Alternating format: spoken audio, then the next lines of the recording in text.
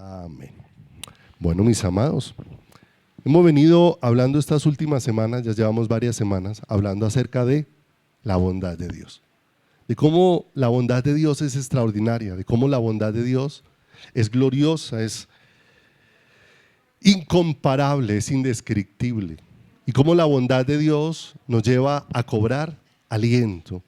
Cómo la bondad de Dios es la que nos lleva a cobrar ánimo. Vivimos en medio de un mundo en el que tenemos aflicciones, en medio de un mundo donde hay muchas situaciones que pueden golpear el corazón, pero que Dios ha dicho que no temamos porque Él ha vencido, Él ha obtenido la victoria.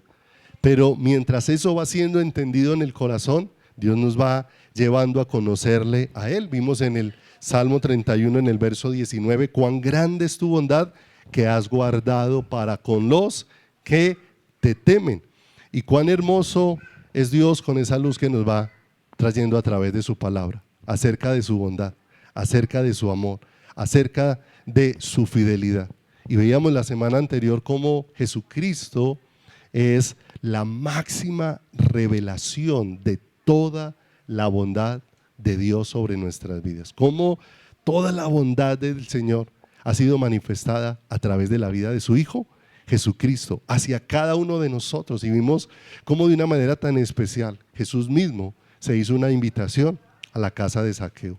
Cómo Jesús mismo preparó un escenario para encontrarse. No fuimos nosotros los que preparamos escenarios para encontrarnos con Dios. Ha sido Dios el que ha preparado escenarios para que nos encontremos con Él. Porque no olvidemos, estábamos perdidos y el mayor problema de estar perdidos es que estábamos perdidos, pero no éramos conscientes del estado y de la condición en la que nos encontramos. Aunque el hombre estaba perdido, el hombre no era consciente de la condición en la que se encuentra. Es más, si hablas con muchas personas afuera que no están buscando al Señor y tú le hablas de que están perdidos, nos van a ver a nosotros como si estuviéramos hablando un lenguaje extraño para ellos. O sea, como de qué nos estás hablando, perdidos de qué, perdidos en qué, de perdidos ¿de qué forma? ¿Cierto? Y muchas veces, aunque al hombre natural se le tratara de explicar cómo está perdido, la palabra de Dios dice que el hombre natural no entiende las cosas de Dios porque ellas han de discernirse espiritualmente. ¿Qué necesita esa persona?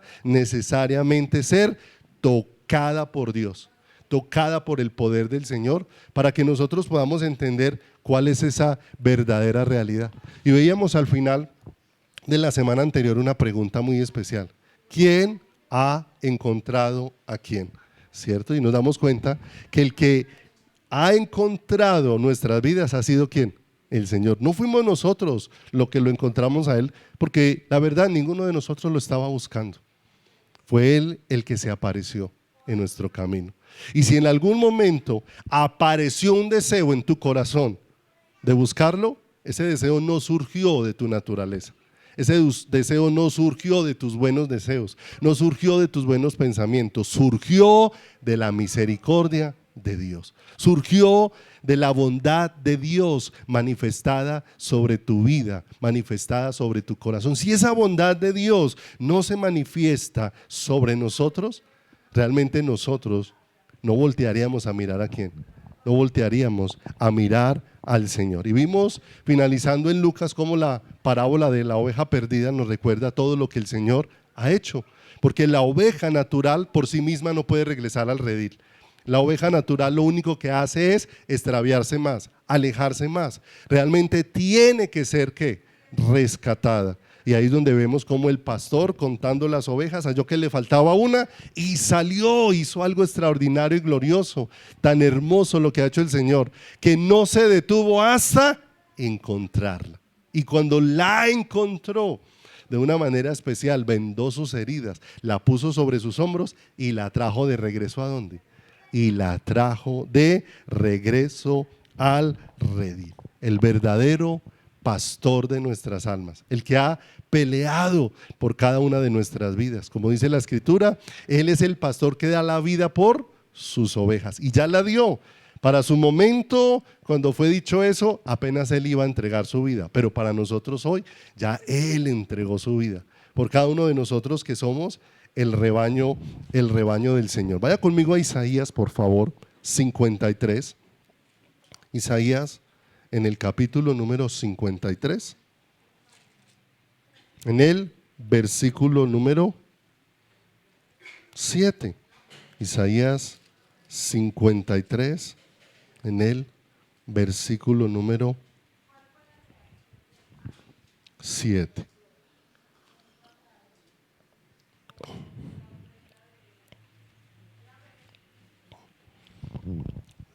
Dice ahí la palabra del Señor: angustiado él. ¿A quién se está refiriendo? Al Señor Jesucristo. Angustiado él y afligido, no abrió su boca. Como cordero fue llevado al matadero, y como oveja delante de sus trasquiladores, enmudeció y no abrió su boca. Por cárcel y por juicio fui quitado, y su generación, ¿quién la contará? Porque fue cortado de la tierra de los vivientes, y por la rebelión de mi pueblo fue herido. Y se dispuso con los impíos su sepultura, mas con los ricos fue en su muerte, aunque nunca hizo maldad, ni hubo engaño en su boca. Con todo eso, verso 10, quiso Jehová quebrantarlo, sujetándole a padecimiento. Cuando haya puesto su vida en expiación por el pecado, verá linaje, vivirá por largos días, y la voluntad de Jehová será en su mano prosperada. Verá el fruto de la aflicción de su alma y quedará satisfecho. Y qué hermoso que si nosotros vamos recibiendo esa luz maravillosa, nosotros somos el fruto de la aflicción de su alma. Nosotros. Lo que el Señor estaba haciendo en la cruz del Calvario era dando a luz un pueblo para Él. Realmente los dolores de parto de nuestro Dios fueron en el monte ¿qué? En el monte Calvario. Mientras Sión estuvo de parto, dice la Escritura, dio a luz hijos. Allí era donde el Señor estaba dándonos a luz y trayéndonos a la vida a cada uno de nosotros, amados.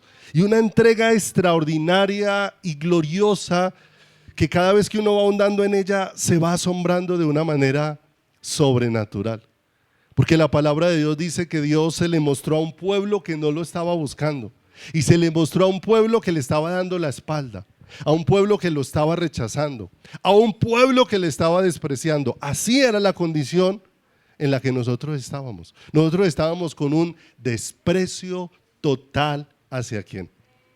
Hacia el Señor dentro de nuestro corazón. Un deseo por muchas cosas, ¿cierto?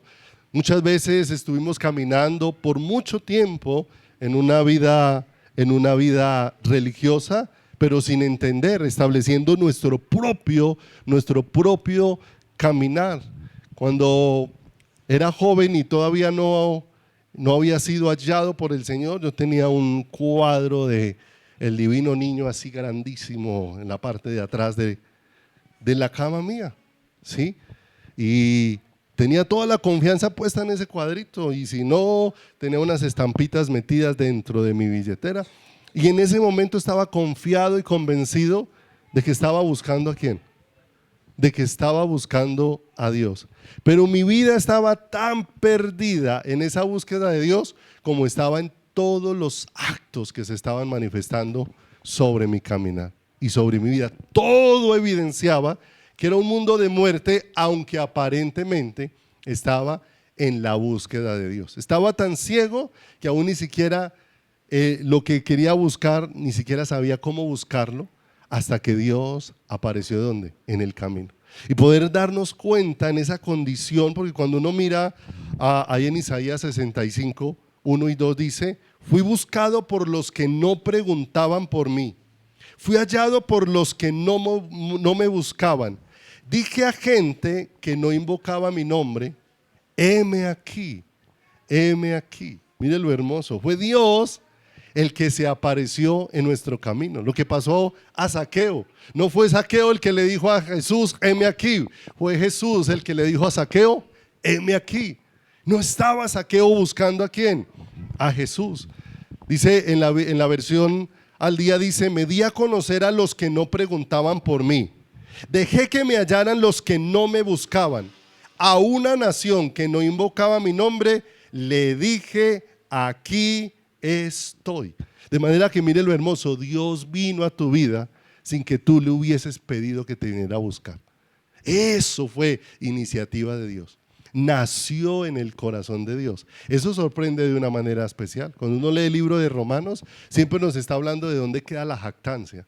Si todo lo que ha sucedido en nuestras vidas ha dependido única y exclusivamente ¿de quién? De la misericordia ¿de quién?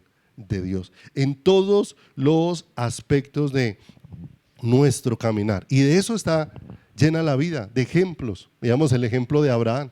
¿Qué estaba haciendo Abraham? Lleno de idolatría, en Ur de los Caldeos, y fue el Señor el que vino hasta donde estaba Abraham para decirle, heme aquí, y para sacar a Abraham de su condición y para establecer un propósito en la vida ¿de quién? En la vida de Abraham. De manera que cuando Abraham es conducido en todo ese trayecto por una cantidad de años y de procesos de la mano del Señor y llega hasta el monte Moriah, Abraham no llegó al monte Moriah a adorar por su capacidad. No llegó al monte Moriah donde ofreció a su hijo en sacrificio por su fuerza, por ser una persona de mucha voluntad. Llegó hasta ese lugar de adoración por toda la obra que Dios había hecho en el corazón de ¿quién? En el corazón de Abraham. De manera que cada vez que vamos viendo cómo Dios va obrando en la vida de un ser humano, lo que nos va sorprendiendo es cómo Dios está obrando. Es más, cómo Dios ha luchado con ese ser humano. Cómo Dios ha luchado con esa damita, cómo ha luchado con ese varón, cómo ha luchado con nosotros mismos, aún con cantidad de cosas que hay en nuestro corazón y que aún nosotros buscando al Señor y muchas veces todavía siguen muy anidadas y fuertemente dentro de nuestro corazón y dentro de nuestras vidas. De manera que cualquier personaje bíblico que busques, en ninguno de los casos ningún ser humano se acercó a Dios. Desde Génesis siempre ha existido, es un acercamiento de Dios hacia el ser humano. Un acercamiento de Dios hacia un ser completamente necesitado e incapaz de buscar a Dios. Y es tan hermoso todo lo que uno ve, que el Señor expulsó a Adán y a Eva del huerto del Edén para que no tomaran del árbol de la vida y vivieran eternamente en esa condición de pecado. Pero lo más hermoso es que el Señor en su obra hizo que el árbol de la vida saliera del huerto del Edén y viniese a buscar ¿a quién? Al hombre. La manifestación de Cristo sobre la faz de la tierra es el árbol de la vida viniendo ¿hacia quién? Hacia nosotros. El Señor llevó a Israel sacándolo de Egipto. Y Egipto jamás salía del corazón del pueblo de Israel. Israel, aunque pisó la tierra prometida, solamente Dios pudo introducir la tierra prometida en el corazón de Israel. Ellos la pisaron físicamente, pero muchas veces físicamente estando ahí, su corazón estaba en otro ¿qué? En otro lugar. De manera que ellos no pudieron conquistar la tierra prometida. La tierra prometida tuvo que venir a ellos. Y cuando hablamos de la tierra prometida, no estamos hablando de lotes, no estamos hablando de casas, no estamos hablando de territorios, no estamos hablando de tierra física, estamos hablando de la promesa de Dios. Porque así como el árbol de la vida es Cristo, la tierra prometida para nosotros también es Jesucristo, la tierra que nos ha sido prometida. Y cuando uno termina leyendo allá lo que el Señor hizo con la oveja perdida, es poder ver el gozo que hay en el corazón de nuestro Padre, el gozo que hay en el corazón de Dios cuando un pecador es hallado. O sea, tan sorprendente esto, tan majestuoso, que no solamente Él es el que hace la obra con su sangre, que Él es el que presenta el sacrificio, que Él hace que el sacrificio sea acepto, que Él sale y busca a la oveja perdida, sino que cuando la encuentra su corazón tiene un estallido de gozo y de alegría por aquel que ha sido ¿qué? Hallado. Hay más gozo en el cielo por un pecador que se arrepiente que por 99 justos que no necesitan ¿qué? Arrepentimiento. Gozo en el corazón de nuestro Padre ¿qué? de nuestro Padre Celestial. Pero nosotros vivimos en un mundo donde hay mucha oscuridad y lo vivimos en el tiempo presente. Pero tengamos algo claro, mis amados, la oscuridad del ser humano no es por cómo está la sociedad. La oscuridad no es por cómo está la economía. La oscuridad no es por cómo están los gobernantes. La oscuridad es por la ausencia de la vida de Dios dentro del corazón. Esa es la verdadera oscuridad que aparece en el corazón humano, porque aún los hombres de Dios en las situaciones más difíciles y más complejas siempre vivieron con una gran esperanza y con una gran confianza. En aquel día donde estaba toda aquella ciudad encerrada y estaban sitiados y la gente llena de angustia, de una manera muy especial, el profeta Eliseo dice: pero son más los que están con nosotros que los que están ¿con quién? Con ellos. Dios le había permitido ver en el mundo del Espíritu, que es un mundo, el mundo de Dios, el mundo donde dependemos de Dios y de los recursos que provienen de parte del Señor. Y cuando Dios le permite orar a Eliseo por su criado Giesí, para que sean abiertos sus ojos, él queda sorprendido de ver que hay una multitud de ángeles allí, un gran ejército de ángeles, lo que nos permite ver que lo que necesitamos es luz de Dios en nuestro corazón y luz de Dios en nuestras vidas. De manera que el Señor viene y se hace una invitación para habitar en nosotros. Viene y hace una invitación para habitar en nuestras vidas. Pero ahora necesitamos entender que ese que ha venido va a producir una profunda transformación en nuestro corazón. Que los creyentes no son formados en un abrir y cerrar de ojos. Hoy todo en el mundo se ha vuelto express. Y se ha vuelto express y es que todo se puede aprender. Por allá pasé por algún lugar y decía: vuélvase ¿cómo se llaman los que manejan máquinas haciendo ropa? Sastre, bueno, confeccionista, vuélvase un confeccionista experto. Y aparecían unas máquinas ahí, como una máquina plana. ¿Qué más máquinas hay? Bueno, había como 5 una máquina ahí, ¿sí o no? Fileteadoras, bueno, todo eso. Y decía: curso en 20 días sale como todo un profesional. ¿Sí o no? Entonces todo se vuelve ¿qué? Todo se vuelve express, o sea, todo queremos que en un abrir y cerrar de ojos ¿qué? ¿Cierto? Yo les he compartido un sueño que tenía mi esposa. Mi esposa siempre anhelaba aprender a hablar inglés. Pero el sueño de ella era acostarse a dormir y que cuando se despertara estuviera hablando inglés. ¿Cierto? Ese era el sueño. Pues no se le ha cumplido todavía, ¿cierto, amor? ¿Cierto? Pero muchas veces, como todo en el mundo se ha vuelto así, todo express, todo sin costo, todo sin proceso, todo sin toda esa cadena donde se van estableciendo muchas cosas dentro del corazón, ¿cierto? Y hoy en día pues se han vuelto muchas cosas expresas aún dentro de la iglesia. Porque nosotros sabemos que Dios nos puede permitir un fin de semana en un retiro y es un tiempo especial. Pero en ese tiempo Dios plantó cosas que después va a ir instalando en el proceso que va haciendo ¿con quién? Con nuestras vidas, ¿cierto? No es que vamos un fin de semana a algún lugar y después de ese fin de semana salimos completamente diferentes. Hay áreas en las que Dios ha trabajado, hay áreas en las que Dios va ¿qué? Va obrando, ¿cierto? Pero muchas veces la gente cree que solamente porque fue un retiro ya ahí terminó todo el proceso, ya ahí acabó todo lo que tenía que vivir dentro de su vida y no nos damos cuenta que tenemos que vivir procesos ¿en quién? Procesos en el Señor, porque su bondad va a ir transformando nuestras vidas de una manera especial. Y no lo puedo perder de vista. Su bondad se ha manifestado a través de la vida de Cristo de una manera extraordinaria. Pero esa bondad se va a seguir manifestando para conformarnos a nosotros, a esa imagen gloriosa de Jesucristo. Y ahí es donde quiero que vayamos, por favor, a segundo libro de Crónicas, ubíquese en el capítulo número 34, para que miremos cómo la bondad de Dios obró en la vida de un hombre, en la vida de un rey.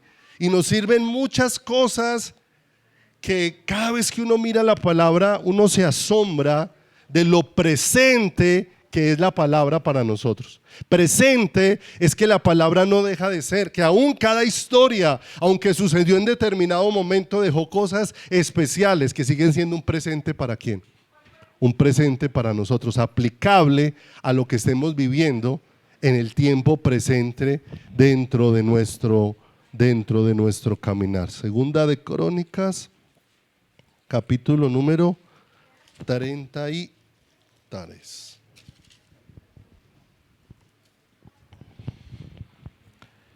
Perdón, 34, y en el capítulo número 34 va a hablar de un rey de Israel, y este rey de nombre Josías,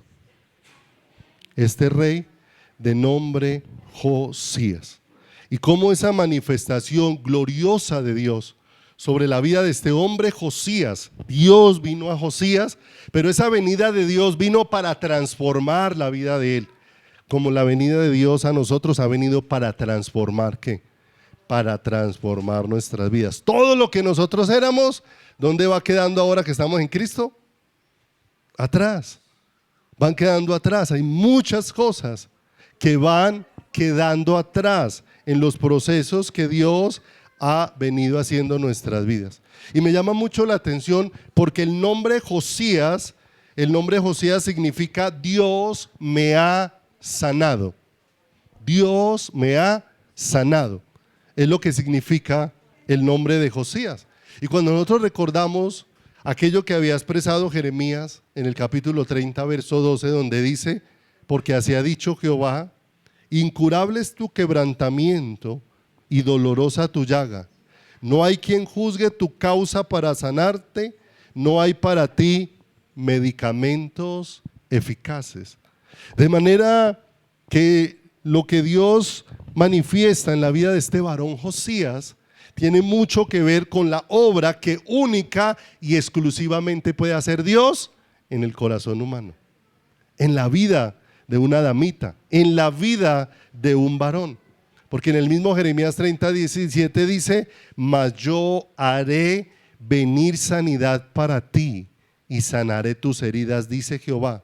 Porque desechada te llamaron diciendo: esta es Sión de la que nadie se acuerda. ¿Cierto? Pero mira lo hermoso. Dios sí nos ha tenido en su memoria.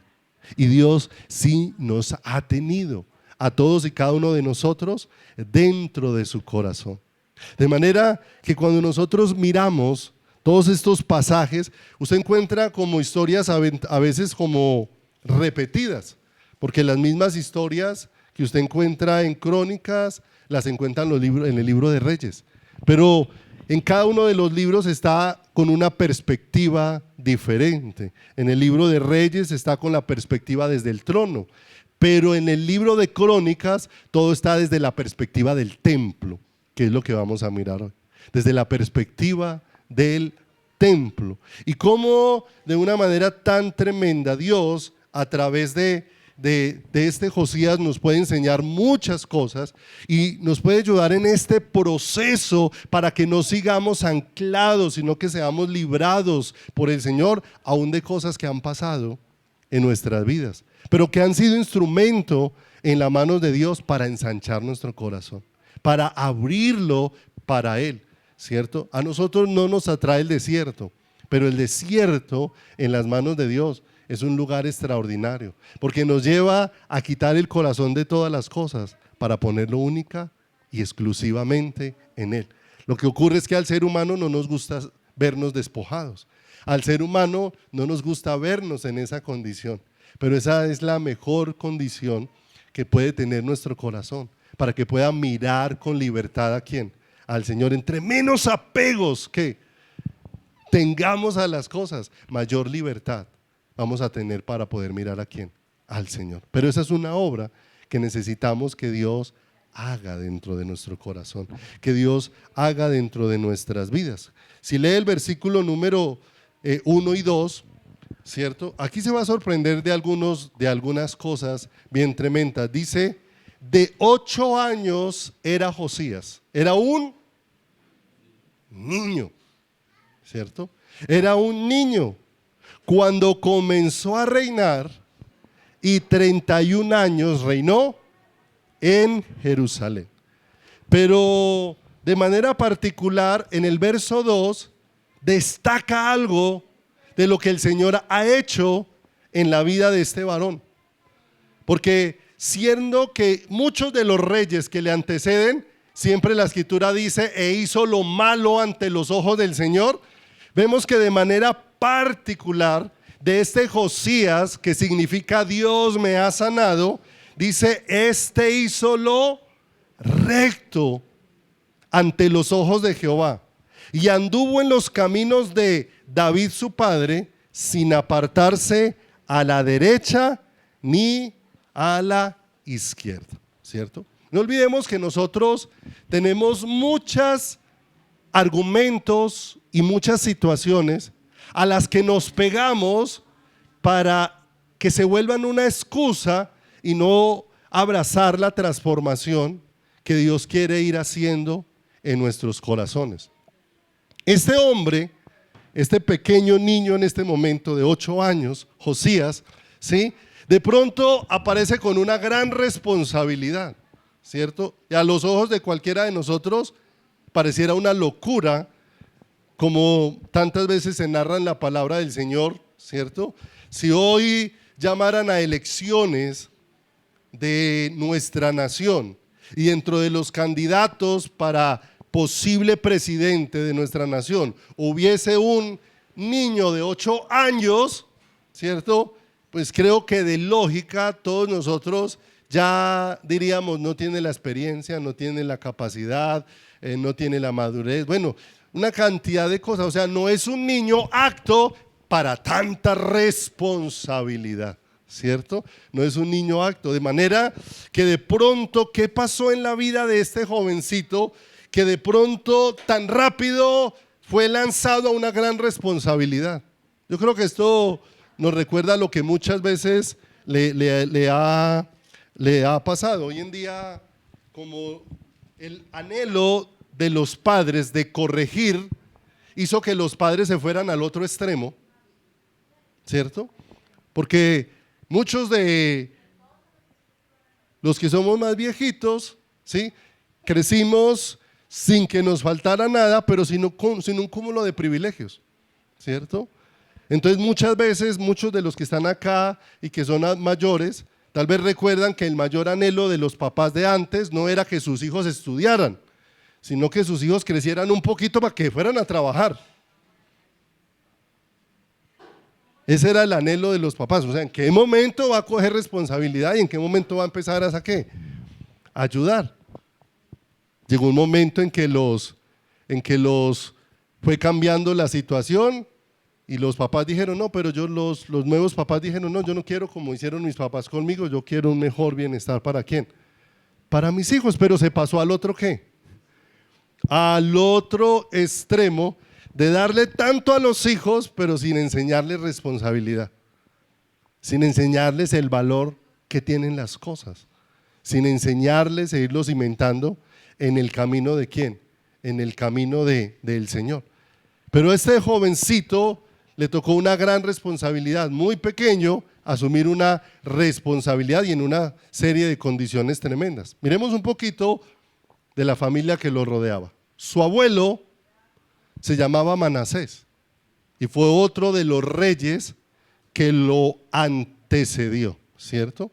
Y el asunto de todo esto que lo antecedió, si se devuelve un poquito ahí a Segunda de Crónicas 33, voy a tener varios pasajes para que leamos, porque aquí hay muchas cosas importantes en nuestra vida, porque no olvidemos, como la iglesia hoy, por no entender la transformación que Dios va a hacer en su corazón, muchas veces la iglesia nos hemos acomodado y nos hemos vuelto más inclinados y abiertos a las cosas del mundo que a las cosas de quién, que a las cosas de Dios, ¿cierto? Ayer en un tema que estábamos estudiando con los muchachos de alabanza, una de las cosas que se vio es que como hoy en día no queremos que nada sea obligación, ¿cierto?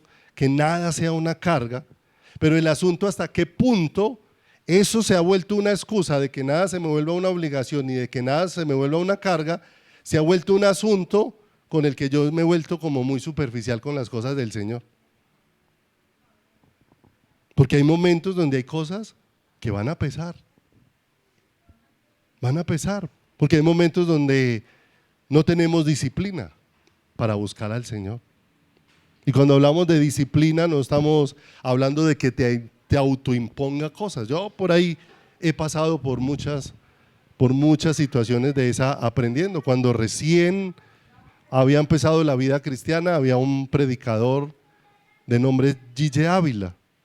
Y este predicador decía, si usted a las 8 de la mañana no tiene 4 horas de oración encima, usted está en nada. ¿Sí? Y como no conocía mucho del Señor y entonces uno se despertaba y se sentía en nada, ¿cierto? Entonces, ¿cómo empiezo a orar? Y alguna vez les compartí que tenía toda clase de relojes. Ponía un reloj a las 2 de la mañana, una 2:15, 2:20, 12. ¿Sí? Igual me despertaba a las 6 de la mañana, ¿cierto? Porque el asunto era que yo mismo me estaba autoimponiendo cosas, ¿cierto? Tal vez Dios movió a ese varón en su momento a que orara de esa manera. El asunto es cuando Dios pone algo en un corazón y muchas veces queremos volver eso la generalidad de quién, de la iglesia, y queremos imponerle a otro algo que Dios puso a hacer dentro de mi vida y dentro de mi caminar. Y uno pasa por todos esos procesos. Pero dice aquí el capítulo número 33 respecto del reinado de Manasés. Dice, de 12 años era Manasés cuando comenzó a reinar, otro jovencito, y 55 años reinó en Jerusalén. Listo, verso 2, escuche. Pero hizo lo malo ante los ojos de Jehová, conforme a las abominaciones de las naciones que Jehová había echado de delante de los hijos de Israel, porque él reedificó los lugares altos que Ezequías su padre había derribado. Y levantó altares a los Baales, e hizo imágenes de acera, y adoró a todo el ejército de los cielos, y le rindió culto. Verso 4, edificó también altares en la casa de Jehová, de la cual había dicho Jehová en Jerusalén, estará mi nombre perpetuamente. Edificó asimismo altares a todo el ejército de los cielos en los 2 atrios de la casa de Jehová, y pasó a sus hijos por el fuego en el valle del hijo de Hinón, y observaba los tiempos, miraba en agüeros, era dado a las adivinaciones y consultaba a divinos y encantadores, y se excedió en hacer lo malo ante los ojos de Jehová hasta encender. O sea, ¿qué tal el abuelo? ¿Sí? Lleno de agüeros, lleno de una multitud de cosas dentro de su caminar y dentro de su vida. Y Dios, de una manera especial, tuvo misericordia de esa casa. ¿Y cómo tuvo misericordia Dios de esa casa? Porque dice la Escritura que Dios trajo un tiempo muy difícil, y en ese tiempo muy difícil que trajo sobre ellos, hizo posible que el corazón de este hombre, después de tantos años de hacer maldad, de haberse dedicado a hacer todo lo opuesto a lo que honraba a Dios, si pasa ahí al capítulo número 33, verso número 21.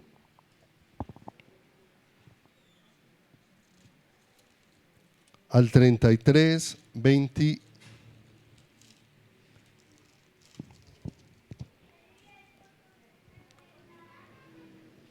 Espere que me adelanté mucho. Ya les voy a decir cuál es el versículo aquí. Verso 10, perdón, 33:10. Y habló Jehová a Manasés y a su pueblo, mas ellos no escucharon. Por lo cual Jehová trajo contra ellos a los generales del ejército del rey de los asirios, los cuales aprisionaron con grillos a Manasés y atado con cadenas lo llevaron ¿a dónde? A Babilonia, ¿sí o no? ¿Por qué había llegado a esa condición? Fruto de toda la rebelión que había en su corazón. Pero mire lo que dice el verso 12. Mas luego de que fue puesto en angustias, oró a Jehová su Dios, humillado grandemente en la presencia del Dios de sus padres, y habiendo orado a él, fue atendido. Uy, esto me sorprende cuánta es la misericordia de Dios. Cuánta es la bondad del Señor para mover un corazón en arrepentimiento después de todo lo que este hombre había hecho. Y dice, fue atendido, pues Dios oyó su oración y lo restauró a Jerusalén, a su reino. Entonces reconoció Manasés que Jehová era ¿qué? Que Jehová era Dios. O sea que al final de sus días, ¿qué hizo su abuelo?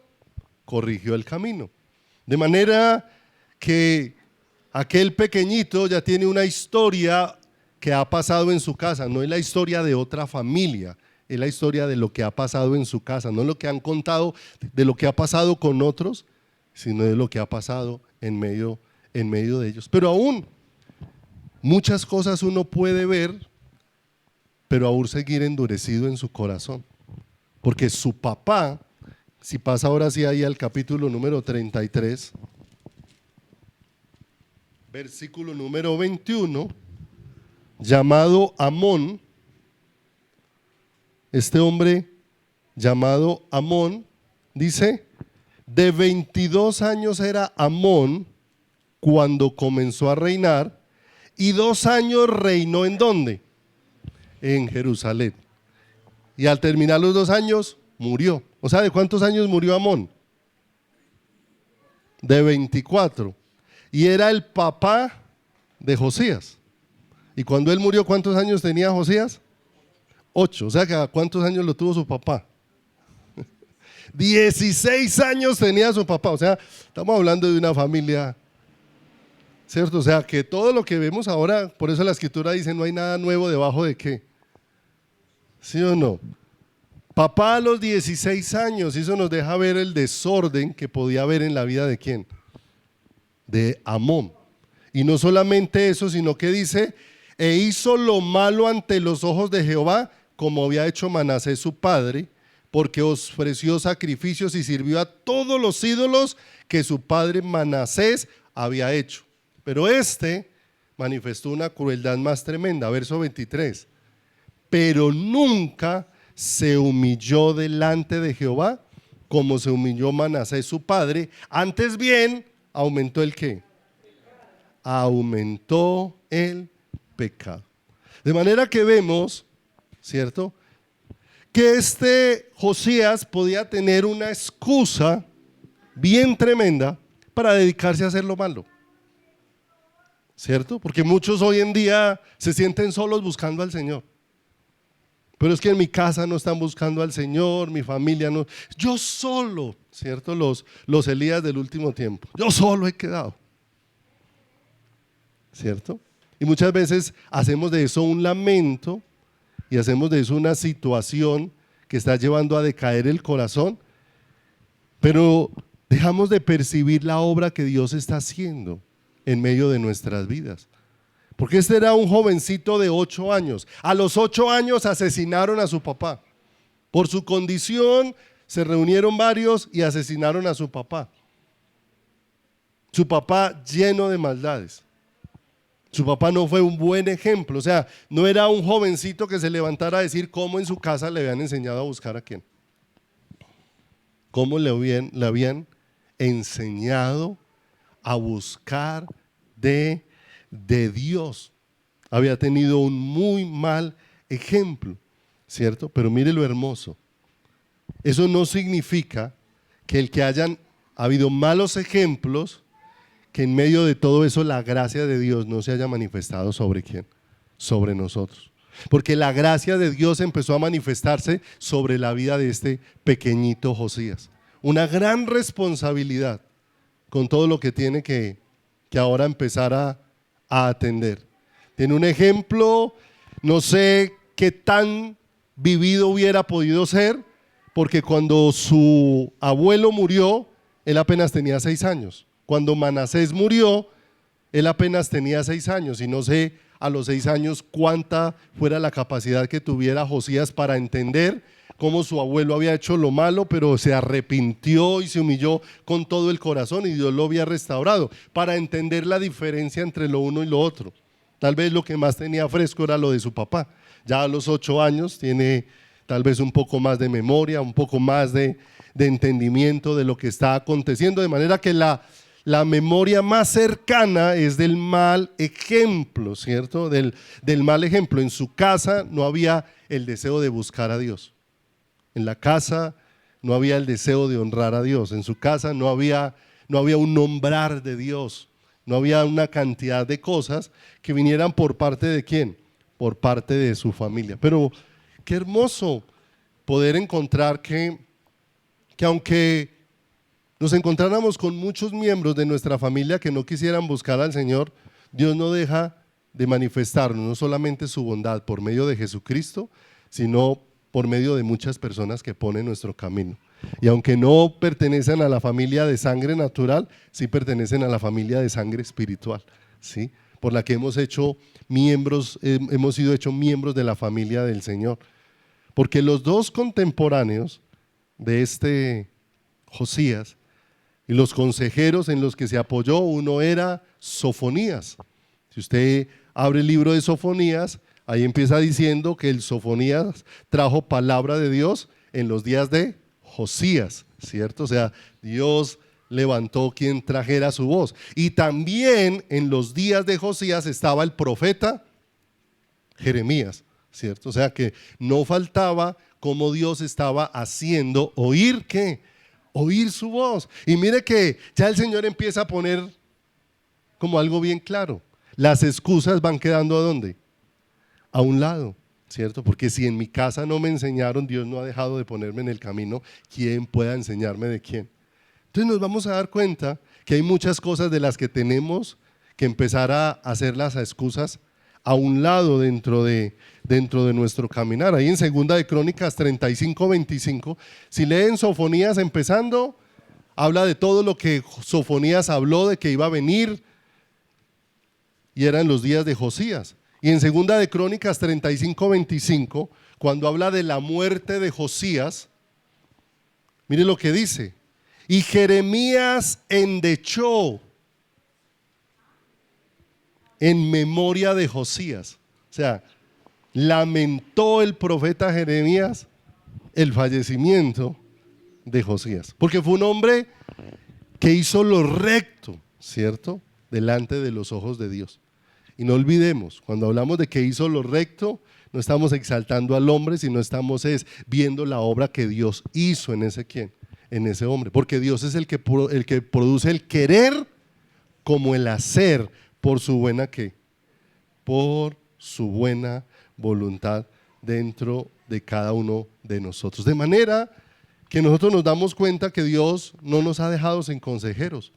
Al contrario de los hijos de Salomón, que cuando tuvieron que decidir en lugar de buscar a los temerosos de Dios, buscaron a los jóvenes y los jóvenes aconsejaron mal a los herederos y ellos empezaron a tomar malas decisiones. De manera que Dios no nos ha dejado sin consejeros, ¿cierto? Puede ser que no haya dentro de nuestra familia, gloria a Dios por los que hay en nuestra familia, pero en Josías vemos que aún este jovencito a su pequeña edad, Dios estaba haciendo una obra, porque no olvidemos, ¿quién es el que está buscando al ser humano? Dios, de una manera especial. Pase ahí al verso 3 del capítulo 34 y vamos a estar casi todo el rato ahí en ese capítulo número 34. Josías, juntamente con Ezequías, son considerados de los reformadores de la vida religiosa y espiritual de la nación de Israel. Instrumentos en las manos de Dios. Es más, este fue el último rey bueno que hubo, porque después de ese ya los que vinieron de ahí en adelante, incluido su hijo se dedicó a hacer lo malo ante los ojos de ¿quién? Ante los ojos de el Señor. Y dice el verso 3, a los 8 años de su reinado. ¿Cuándo comenzó a reinar? 8. O sea que ¿cuántos años tiene? A los 16 años. Y mire lo hermoso. A los 16 años de su edad, 8 de su reinado, dice la palabra de Dios, siendo aún muchacho, comenzó a buscar al Dios de David, ¿qué? Al Dios de David, su padre. Hermoso, Dios empezó a hacer una transformación en este varón. Dios empezó a obrar, no olvidemos, nadie se puede acercar a Dios si Dios mismo no lo ¿qué? No lo trajere. Vemos que aunque tuvo un mal ejemplo en su casa, Dios había extendido las cuerdas de amor ¿sobre quién? Sobre este hombre. Y eso de que él empezara a buscar a Dios no era sino la obra de Dios en este jovencito. Y esto nos permite mirar un asunto bien tremendo para la época en la que nosotros estamos viviendo, ¿cierto? En la época donde no solo queremos todo express, todo que sea súper rápido, sino que vivimos en una época donde siempre estamos pensando que estamos muy jóvenes para entregarnos a Dios, ¿cierto? Los jovencitos están muy jovencitos como para dedicarse completamente ¿a quién? Al Señor. Y nos damos cuenta aquí, de una manera muy especial, que no importa la edad, cuando Dios empieza a moverse en tu corazón, lo que necesita tu corazón es empezar a responder al llamado de Dios. Sea que Dios te empiece a buscar cuando eres joven, o sea que Dios te empiece a buscar cuando eres muy adulto, ¿cierto? Porque los jovencitos dicen que están muy jóvenes para servir y los viejitos que están muy viejos para servir, ¿cierto? O sea que lo que falta es deseo de servir. Un anhelo por Dios, ¿sí o no? Porque cuando tenía energías las gastó en otra cosa. Y ya cuando está muy adulto, ya dice que no, que ya no tiene las fuerzas, que ya no tiene la capacidad. No, no importa la edad a la que Dios haya venido a tu vida. Lo importante es qué ocurre en ese momento dentro de tu corazón. A los 16 años empezó a ser movido ¿quién? Y me llama mucho la atención todo esto, porque todo esto, aunque Josías tuvo unos padres que fueron mal ejemplo, eso no nos excusa a nosotros para que seamos malos ejemplos ¿para quién? Para nuestros hijos. No nos excusa, ¿cierto? Para que seamos malos ejemplos para nuestros hijos. ¿Ustedes han visto cómo ha cambiado la generación de ahora? Ha cambiado muchísimo. La generación de ahora, si usted mira, a los adultos mayores se les hace muy difícil entablar conversaciones con los jóvenes. Y se les hace muy difíciles porque el adulto mayor tiene una forma de pensar y el joven tiene una forma completamente opuesta y termina siendo un choque, ¿sí o no? Entonces al adulto mayor quiere hablar de Bolívar cuando Dios permitió que, ¿sí o no? Y el joven viene y le dice, no, pero Bolívar era un guerrillero, ¿sí o no? Entonces cada uno ya tiene una visión completamente diferente de quién, de las cosas, ¿cierto? Y nosotros vemos la descomposición que se ha venido dando. Pero mire lo tremendo de esto. Allá afuera en lo que llaman adoctrinamiento y todo eso afuera en el mundo, dicen que no se desgasten con los adultos, dedíquese a los niños. Dice, dedíquese a enseñarle a los niños. Si usted le enseña a los niños, mañana va a tener la generación que usted quiere. Y lo vemos hoy en día.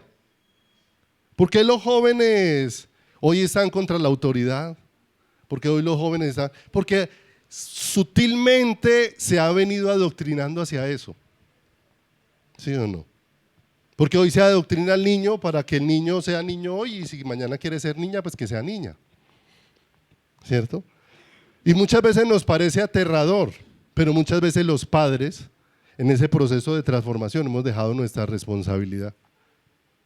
La mayor parte de los padres de la congregación creen que los encargados de enseñarle la palabra de Dios a sus hijos son los pastores y los maestros de la escuela dominical.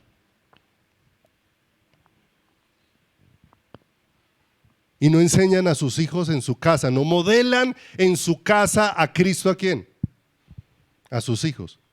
Y por no acercarse a Dios para aprender de Dios, para que Dios nos enseñe a ser los padres que debemos ser, entonces el padre no quiere asumir su responsabilidad, ¿cierto?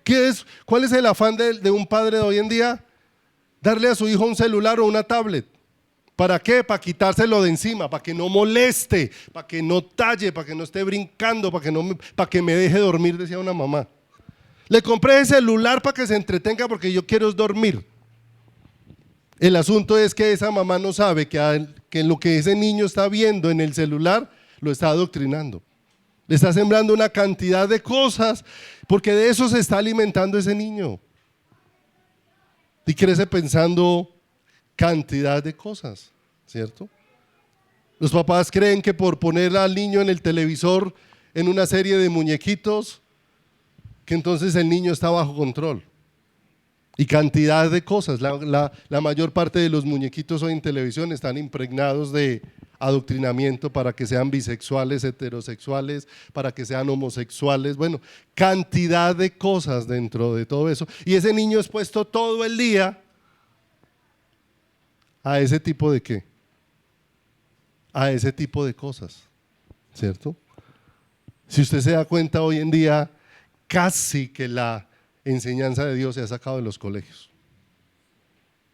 ¿cierto? Les enseñan toda clase de ¿qué? Toda clase de cosas. Y el asunto es que el Señor que dijo en Deuteronomio, vea conmigo allá Deuteronomio 6, por favor. Deuteronomio 6:1.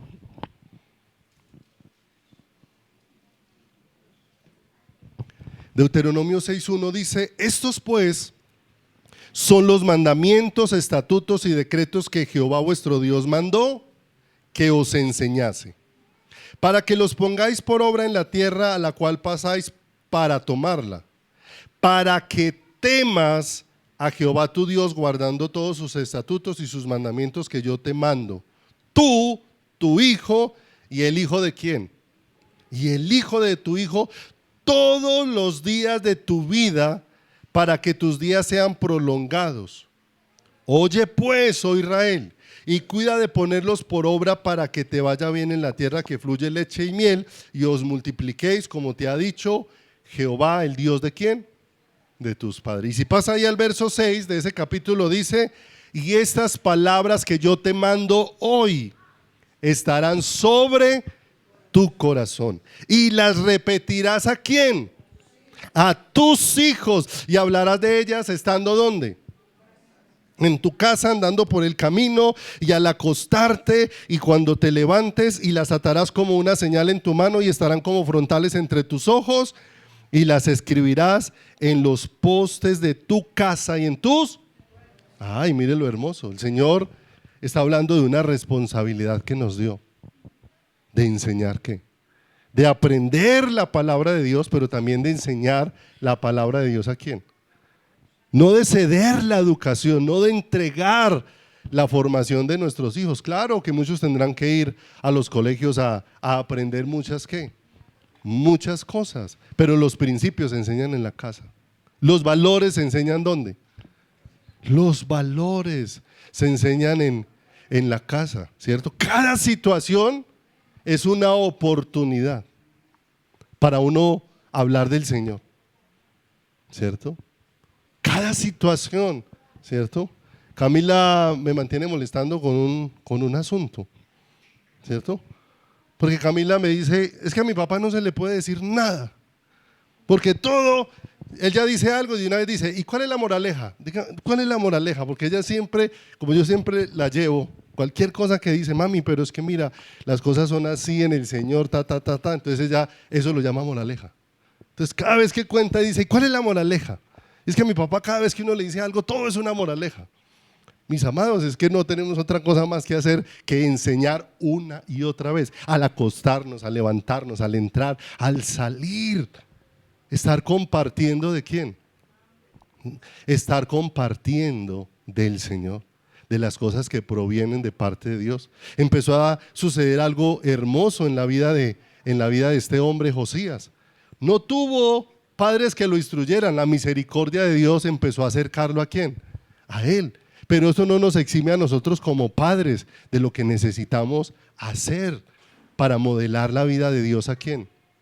Para modelar la vida del Señor Jesucristo a nuestros hijos. Nunca me olvido de alguna vez visitando a alguien, ¿cierto?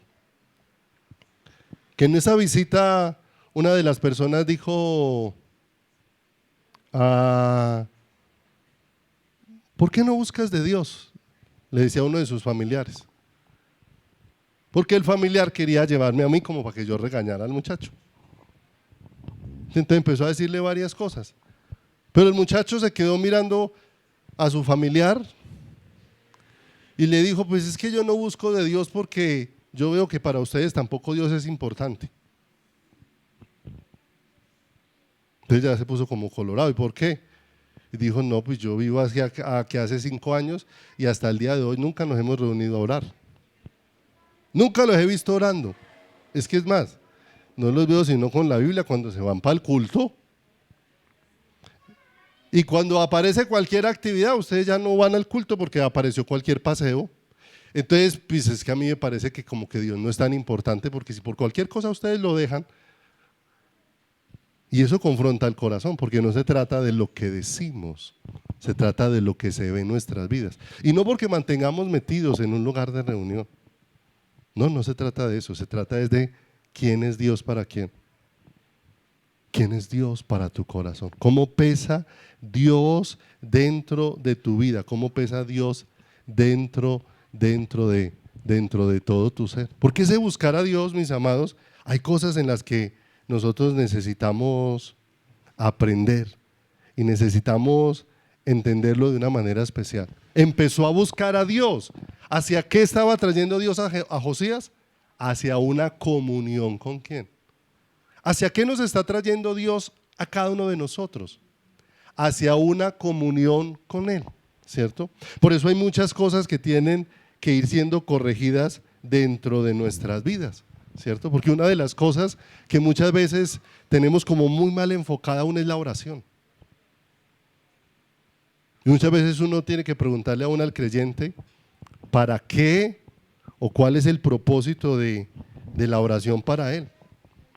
Porque hemos sido enseñados en la mayor parte de lo que hacemos como que la oración es un intercambio de cosas, como que yo le pido a Dios y Dios me da, o sea, como que yo tengo necesidades, las expongo delante de Dios y Dios cubre mis necesidades y pare de contar, como que ese es el asunto en que nosotros nos centramos, como que la oración es una actividad para uno devengar beneficios.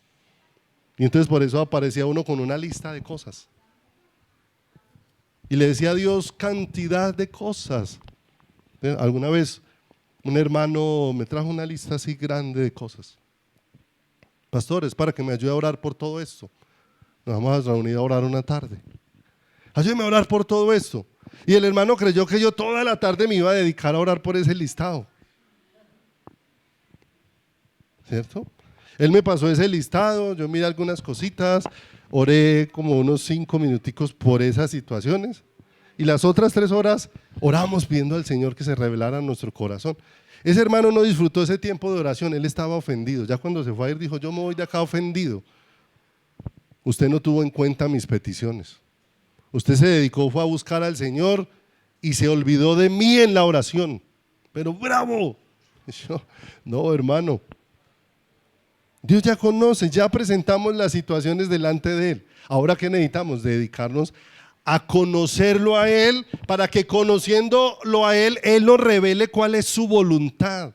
porque aún la palabra de Dios dice en Santiago que pedimos y no recibimos porque pedimos mal, para gastar en nuestros deleites. Hay cantidad de oraciones en las que nosotros pedimos es que se haga nuestra voluntad y no la de Dios. Cuando los discípulos se acercaron a Jesús para decirle: Señor, enséñanos a orar, el Señor ahí en Lucas 10 dice que les enseñó: vosotros pues oraréis así: Padre nuestro que estás en los cielos, santificado sea tu nombre, venga a nosotros tu reino, hágase tu voluntad, así como se hace en el cielo, que se haga también ¿dónde?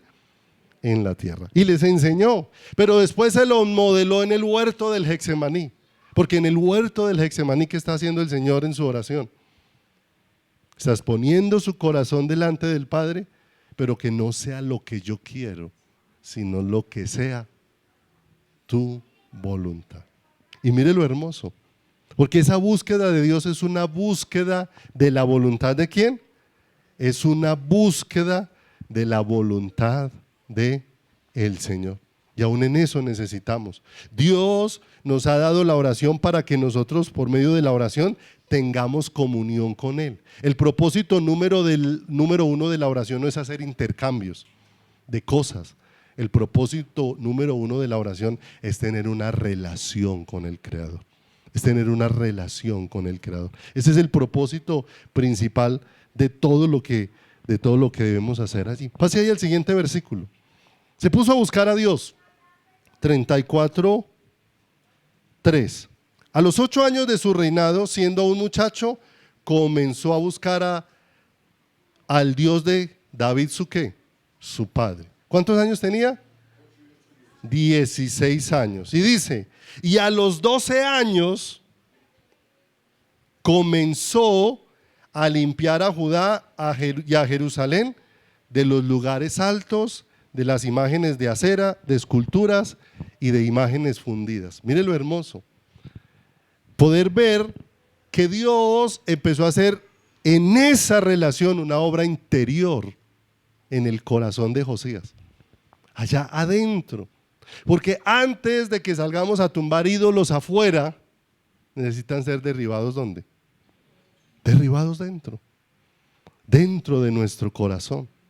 Y antes de que él saliera a derribar todos esos ídolos, estaba haciendo una obra dentro de su corazón y dentro de su vida. Amados, hoy la iglesia estamos llenos de ídolos. Nos ufanamos porque ya no tenemos figuras de yeso, ni les prendemos velitas, ni les hacemos rezos, ¿cierto? Pero le chorreamos la baba al celular, ¿cierto? A las redes sociales, a una gran cantidad de cosas que se han convertido en esenciales para la vida de ¿qué? Para la vida del ser humano, ¿cierto? Yo siempre he dicho que aún el celular hizo que nosotros nos volviéramos personas menos confiadas en el Señor que antes. Porque antes la comunicación era muy distante. Antes, si alguien viajaba, se iba de un pueblito a otra ciudad, se confiaba en el Señor. Uno le preguntaba a la mamá: ¿y dónde está su hijo? Dijo: no, se fue hace como 15 días, de más que está bien, a cualquier momento llama, pero con una tranquilidad esa mamá. Y a los 15 días llamaba donde el único vecino que había teléfono, porque no habían teléfono sino en ciertas casas. Pero esa mamá esos 15 días no sabía nada del hijo, pero estaba ¿qué? ¿Sí o no? Y hoy con celular sale y a la esquina le está llamando: ¿dónde va? Y a los 2 ¿y dónde va? ¿Y dónde va? ¿Y dónde va? ¿Sí o no? Quítenle ese celular y no va a dormir. Porque la confianza la puso en esa comunicación y no en el Dios que cuida nuestras vidas. Pero mire el proceso que se dio en él, un proceso interior que después se fue manifestando en lo exterior, ¿cierto? Y ese derribar ídolos, ¿sí? No tiene que ser como salir a la loca, ¿cierto? Cuando yo empecé la vida cristiana, lo animaban a uno mucho a que llegara a todas las casas y si habían vírgenes y todo eso, vea, llegue allá y rompa.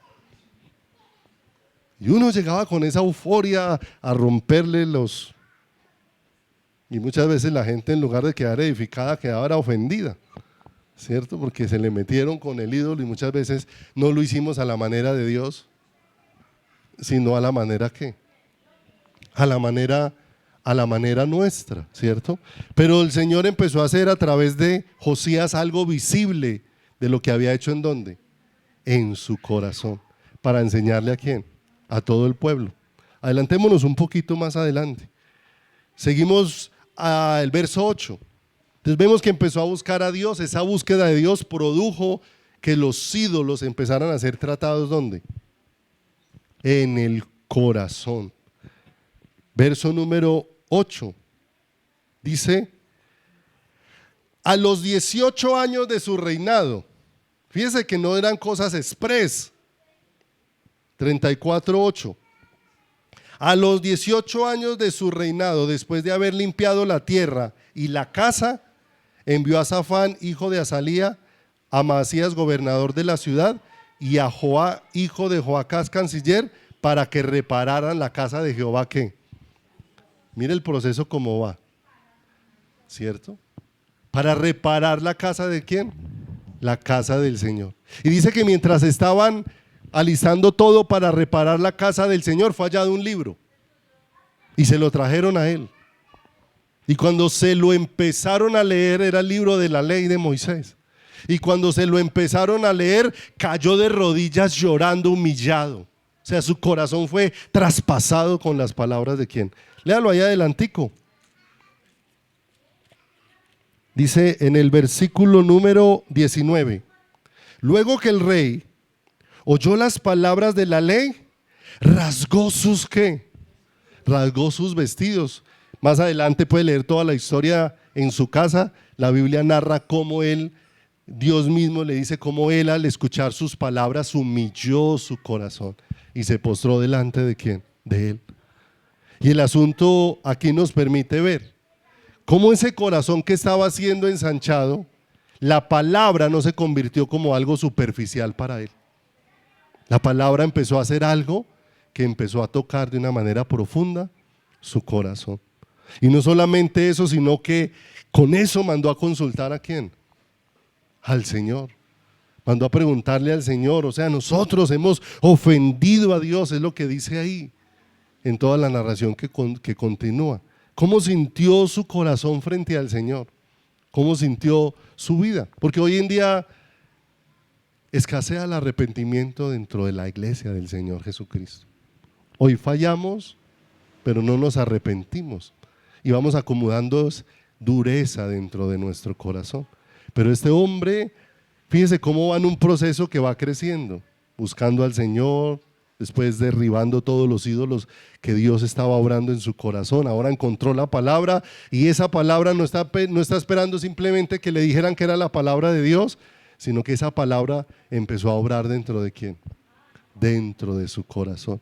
Y más adelante ahí en el capítulo número 35 vemos cómo Josías celebró la Pascua a Jehová en Jerusalén y sacrificaron la Pascua a los 14 días del mes primero. ¿Cuántos años dice la palabra de Dios que llevaban sin sacrificar la Pascua? Que era una festividad que Dios les había ordenado para que recordaran cómo Dios los había librado y los había sacado con mano poderosa ¿de dónde? De Egipto. Y empezamos a ver todo ese proceso en la vida de este hombre, porque tenemos que entender que la bondad de Dios transforma nuestras vidas. La bondad de Dios estaba manifestando sobre este hombre para buscar a Dios, sobre este hombre para ser libre de los ídolos, sobre este hombre para volverse a la palabra de Dios, sobre este hombre para nosotros ya no es volvernos a un mundo de sacrificios, sino para que ahora, por el sacrificio de Cristo, nuestras vidas sean llevadas para hacer un sacrificio santo, vivo, agradable a Dios, que es nuestro culto racional. Qué hermoso lo que Dios hace y cómo su bondad transforma todas nuestras vidas. Su corta edad no fue una excusa. Su situación social y familiar no fue una excusa. Dios empezó a obrar y la obra de Dios se manifestó de una manera poderosa en la vida de esta persona. Y todo eso nos lleva a aferrarnos con todo el corazón. Dios que empezó la buena obra, Él mismo la perfeccionará todos los días hasta la venida de nuestro Señor Jesucristo. Vamos a darle gracias a Dios.